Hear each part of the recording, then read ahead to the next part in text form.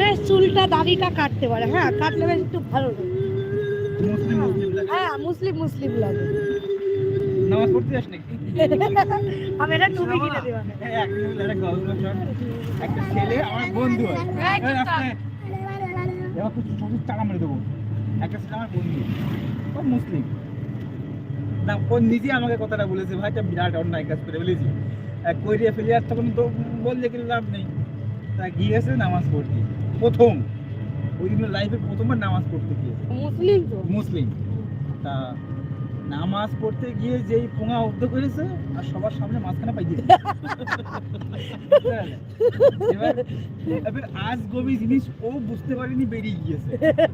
এবার ভাই নামাজ আর কেউ পড়িনি, গন্ধ তো বেরিয়েছে সবাই, ঠিক আছে, কেউ পড়িনি নামাজ। নামাজ পড়বে কি গন্ধেই ভাই কেটে পড়েছে। জিপির মতো লোক।